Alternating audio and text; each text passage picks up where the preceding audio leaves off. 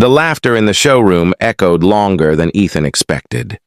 "Fix my Porsche and I'll marry you," Claire Kingston said with a playful grin, folding her arms as several employees chuckled around her. It was supposed to be a harmless joke. Claire was the CEO of Kingston Automotive Group, a woman known for her confidence, sharp business instincts, and quick sense of humor. Ethan Carter, meanwhile, was just a mechanic in oil-stained coveralls, standing beside a classic 1973 Porsche 911 Carrera RS that had defeated every technician in the building. At least that was how everyone saw it. Ethan forced a small smile and lowered his eyes. He had spent most of his life being underestimated. As a single father raising his 7-year-old daughter, Lily, he had learned not to take comments personally. People looked at his worn clothes, rough hands, and old pickup truck and assumed they already knew his story. They never did. Lily stood beside him holding her teddy bear, staring up at the beautiful white Porsche. Her eyes sparkled with curiosity. "Daddy, can you fix it?" she whispered. Ethan looked at the car. The engine had been examined by specialists for weeks. Expensive diagnostic equipment had been connected and disconnected. Reports had been written. Parts had been replaced. Nothing worked. The Porsche would start, idle roughly for a few minutes, and then die without warning. "It's probably impossible," one technician muttered. Another shrugged. "The owner is losing patience. We've tried everything." Ethan slowly walked around the vehicle. Instead of looking impressed by its value, he studied it the way a doctor studies a patient. Every scratch, every sound, every detail. Years earlier, before life became a struggle of bills, night shifts, and parenting alone, Ethan had spent time restoring vintage European sports cars. It had been his passion before responsibilities pushed dreams aside. Most people at the dealership didn't know that. To them, he was simply the hard-working mechanic who stayed late and never complained. Claire watched him with mild amusement. "You really think you can find what my experts missed?" she asked. Ethan rested a hand on the Porsche and smiled politely. "I don't know," he replied. "But sometimes people stop listening to a machine after they've spent too long trying to fix it." The room grew quiet. Then Ethan reached for the rear hood latch. What happened next would change far more than the fate of a broken Porsche. It would begin a chain of events that none of them, not Claire, not the technicians, and certainly not Ethan himself, could have imagined. Ethan pulled the rear hood release and carefully lifted it open. The showroom lights reflected off the clean engine components, making everything appear almost perfect.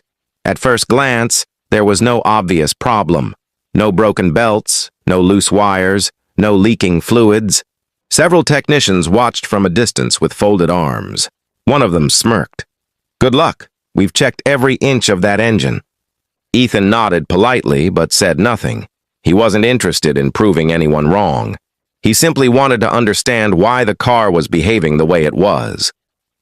He leaned closer and listened. Years ago, his father had taught him something he never forgot. Before you touch a machine, listen to it. Most problems tell you where they are. The memory brought a brief smile to his face. His father had owned a small repair garage in a quiet town. Ethan spent countless afternoons there after school, handing over tools, cleaning parts, and learning lessons that had little to do with cars. Patience, observation, humility, lessons that stayed with him long after the garage closed and his father passed away. "Can I start it?" Ethan asked. Claire handed him the keys. The engine turned over immediately. For a moment it sounded healthy, but Ethan noticed something others had overlooked. The idle wasn't steady. It rose slightly, then dipped. A tiny hesitation. Easy to ignore unless you were paying attention. He crouched beside the engine and closed his eyes. The technicians exchanged confused looks. "What is he doing?" one whispered. "Listening," another replied. After a minute, Ethan shut the engine off. Instead of focusing on the expensive electronic components everyone had already tested, he began tracing the fuel system by hand. He checked connections, hoses, and fittings one by one. Nothing. Then he spotted a small component tucked behind another assembly. It wasn't visibly broken. In fact, it looked almost new, but something felt wrong. He removed it carefully and examined it more closely. A hairline crack, Tiny, almost invisible, yet under pressure, it could easily create the exact symptoms the Porsche was experiencing. Ethan looked up. "I think this is the problem." A few mechanics stepped forward skeptically. "That's it?" one asked. Ethan nodded. "Sometimes the smallest failure creates the biggest headache." The room remained quiet. For the first time, Claire's playful expression faded. She wasn't laughing anymore. She was genuinely curious.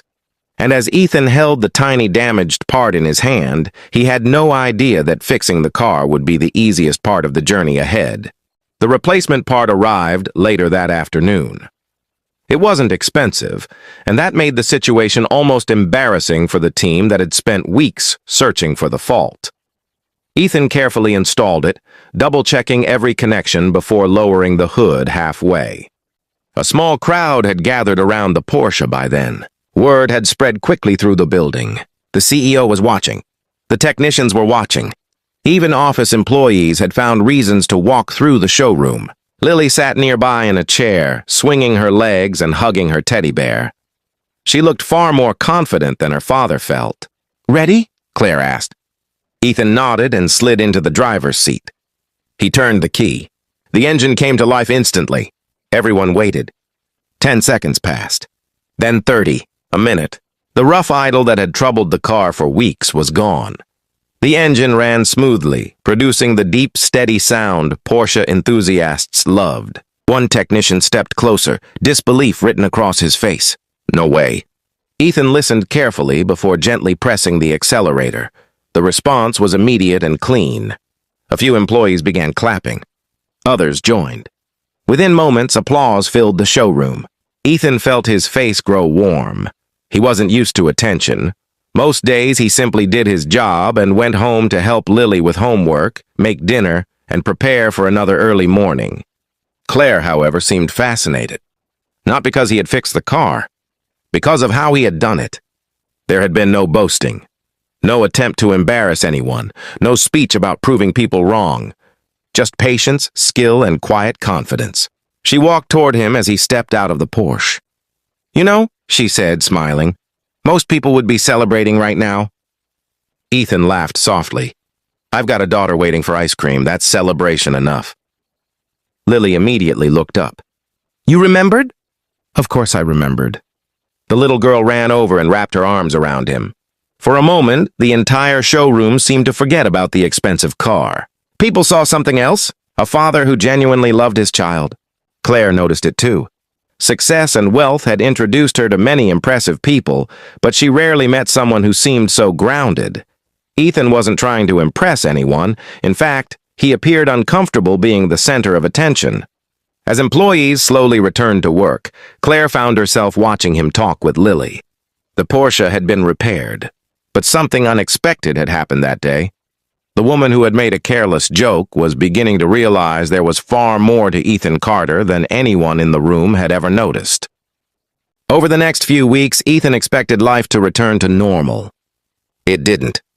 The story of the repaired Porsche spread throughout the company.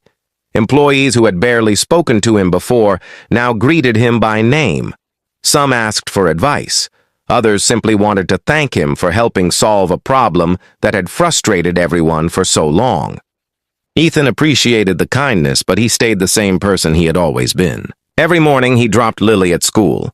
Every evening he picked her up. And every night after dinner, they spent time together talking about their day. One afternoon, Claire happened to visit a community charity event sponsored by the company. To her surprise, she found Ethan there. Not as a guest, as a volunteer. He was helping repair donated bicycles for children whose families couldn't afford new ones. His sleeves were rolled up, grease covered his hands, and he was laughing with a group of kids who surrounded him with questions. Claire stood quietly for a moment, watching.